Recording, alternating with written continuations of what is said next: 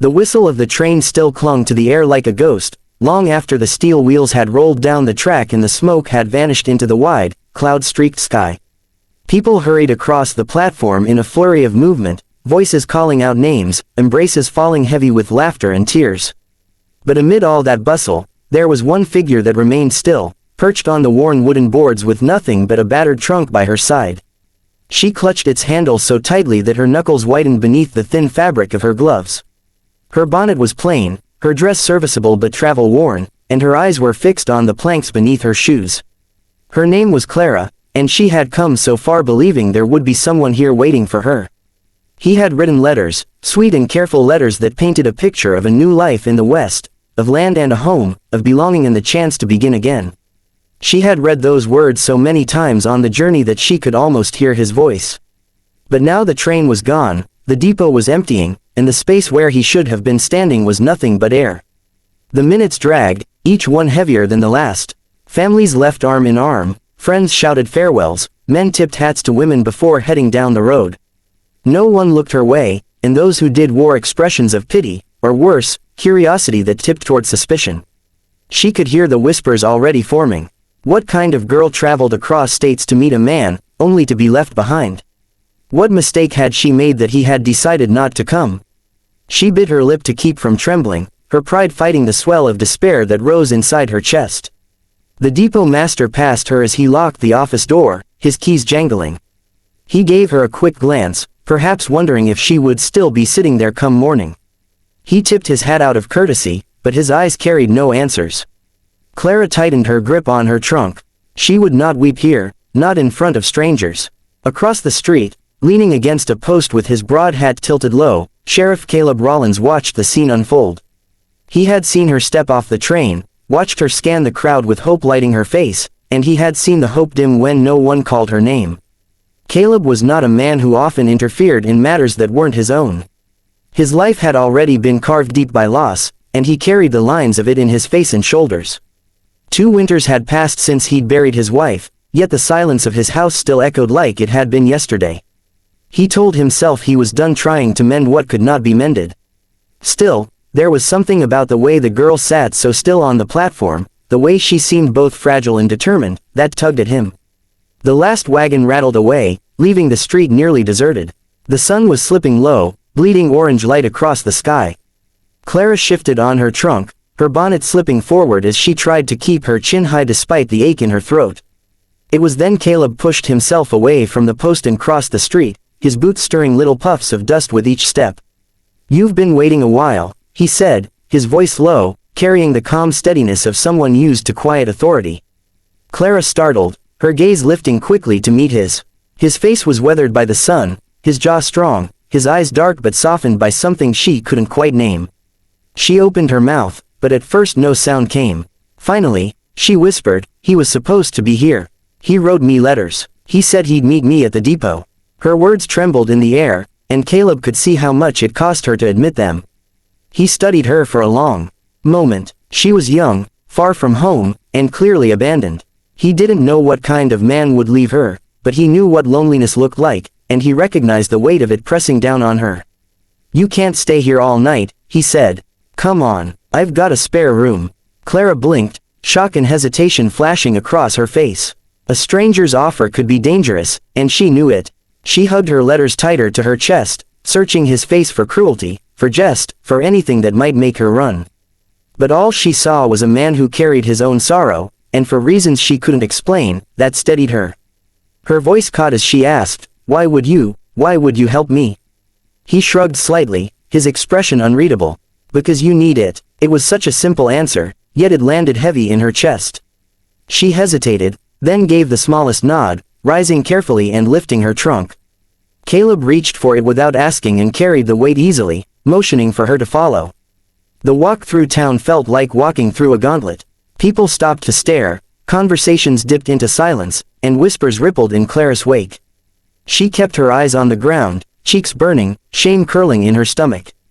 Caleb's presence beside her was like a wall, his stride steady, his gaze forward, not caring what anyone thought. For reasons she didn't understand, she clung to that steadiness. They reached a modest house on the edge of town, its paint weathered, its porch swept clean but quiet. Caleb pushed the door open and set her trunk inside, gesturing for her to follow. She stepped into the scent of wood smoke, of dust and silence. The house was tidy, but its air carried the hollow echo of grief, curtains neatly tied back, dishes stacked, a chair that looked like it hadn't been touched in years. Clara's breath caught, sensing without being told that this was a place where someone had once lived and was no longer there. Caleb showed her a small room with a bed and a quilt folded at the end, a single window that looked out over the hills. "Ain't much," he said, scratching his jaw, "but it'll do." Clara set her bundle of letters on the bed, her fingers brushing the quilt. It was simple, but it was more than she'd had in days. Her throat tightened with gratitude and fear all at once. She whispered, "Thank you," though her voice was nearly lost in the quiet. That night, Caleb sat at his table, staring into the glow of a single lamp. The girl was in the spare room, the house no longer wholly silent, yet the weight of what he had done pressed on him. The town would talk. They already had. A sheriff keeping a young woman under his roof was the kind of thing that could stir scandal quick as fire in dry grass. Still, he had seen something in her eyes that wouldn't let him walk away. Upstairs, Clara sat on the bed clutching the letters, tears finally slipping free now that no one could see. She wondered if she'd been a fool, if she had thrown her life away chasing something that never existed. But beneath the ache was the memory of a man's voice at the depot, firm but kind, saying she couldn't stay there all night. That kindness, small as it was, had kept her from falling apart. In the quiet of his own room, Caleb bowed his head. For the first time in 2 years, he prayed. Not for himself, not for the grief he still carried, but for the stranger sleeping under his roof. He didn't know why he cared. He only knew he couldn't stop. The days that followed settled over Clara like a strange dream, half welcome and half heavy with dread. She woke in the small spare room with the pale morning light filtering through thin curtains, her trunk sitting by the wall as though reminding her she was a guest and nothing more. She tried to rise early, sweeping the floors before Caleb came down for breakfast, washing the few dishes left from the night before, and putting a pot of coffee on the stove. She wanted to earn her place, however temporary it might be. Yet in the quiet of those mornings, she battled shame that gnawed at her bones. She had crossed miles of land for a man who never meant to meet her, and now she was living under another man's roof without a proper claim. Caleb never made her feel unwelcome. He carried himself with the same steady calm whether she sat across from him at the table or walked alongside him into town. But she saw the way people looked at them. She felt the stares, the whispers slipping just loud enough to reach her ears. They burned her skin as if she wore some mark of disgrace. At the bakery one morning, she heard a woman murmur, "Poor sheriff, lost his wife, and now taking in a stray. Nothing good'll come of it." Clara's hands shook as she paid for the bread, her face flushing hot as she hurried back to the safety of the sheriff's house. That night she nearly packed her trunk. Caleb found her on the porch with the trunk half open, her shoulders tense. He leaned against the post, arms crossed loosely over his chest, his gaze turned to the dark horizon. "You got nowhere else to go," he said softly. "But you've got a place here. Folks'll talk no matter what. The question is whether you'll let it break you." Clara blinked hard, her throat tight with the sting of tears. "Why are you helping me, Sheriff? You don't even know me." His eyes stayed fixed on the distance, the lines of grief etched into his face catching the faint lamplight. "Because I know what it feels like to be left behind," he answered. "And I wouldn't wish that on anyone." Her breath caught. She had wondered at the sadness in his eyes, the silence that hung around him heavier than the badge on his chest. In that moment, she saw more than a lawman with a kind streak. She saw a man who understood the sharp edge of loneliness as well as she did. Something shifted then, fragile but undeniable, and she closed her trunk instead of leaving. Over the weeks, she carved out a place for herself in town.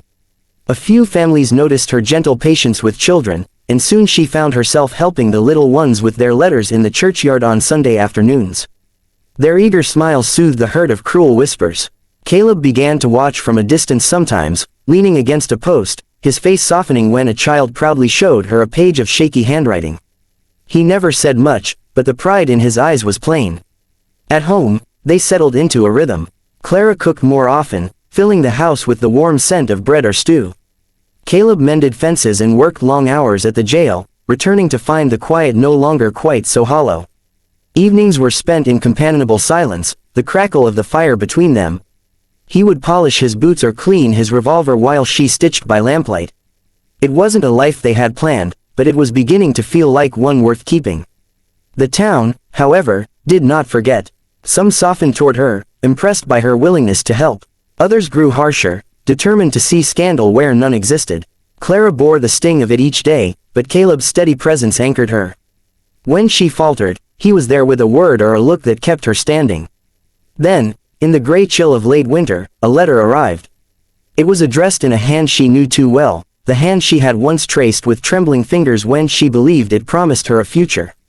She sat at the table, heart pounding as she tore it open. It was short, cold. The man she had traveled across the country to marry wrote that he had changed his mind. He had found someone else, closer, more convenient. He wished her well but asked her not to write again. The words blurred through her tears. Her chest constricted as though her heart itself had been thrown away. She dropped the letter, her hands trembling violently, unable to breathe past the shame. Caleb stepped forward and picked it up. His eyes scanned the page once, then again, his jaw tightening. Without hesitation, he tore the letter clean down the middle, then again into quarters, and let the pieces fall into the stove's flames. "That man's a fool," he said, his voice firm. "But I ain't. I see you, Clara. I see what you've brought to this house, to this town. Don't you dare believe you're unwanted. You're needed, right here." She shook her head, tears streaming freely now. "I don't know how to belong anywhere anymore." "You belong more than you think," he replied. He reached out, his hand closing gently around hers, rough and steady. The warmth of his touch broke through her despair, and for the first time since stepping off that train, she believed him. The days after that moment carried a different weight. Clara no longer wondered each morning whether she should leave. Instead, she unpacked her trunk fully, folding her dresses into drawers, setting the quilt she had stitched herself across the chair by the fire. She walked through town with her head a little higher, not because the whispers had stopped, but because she had found someone who believed in her enough to silence their sting. Spring came, softening the edges of the land with green and bloom. The sheriff's house no longer echoed with emptiness. There was bread baking, curtains freshly washed, laughter, soft, hesitant, but real. Caleb found himself looking forward to coming home, to hearing Clara's voice and seeing her smile after long days that once ended only in silence. He hadn't expected this. He hadn't asked for it.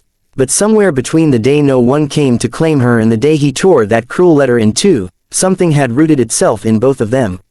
The townsfolk still talked, but their tone was changing. Clara's teaching of the children earned her respect, and Caleb's reputation was too steady to be toppled by rumor. When people saw them together now, they saw not scandal, but strength. Two broken souls who had found a way to piece themselves back together. And though neither spoke the words aloud just yet, each knew deep in their hearts, they had given each other more than shelter, more than a roof or a reason. They had given each other the courage to stay.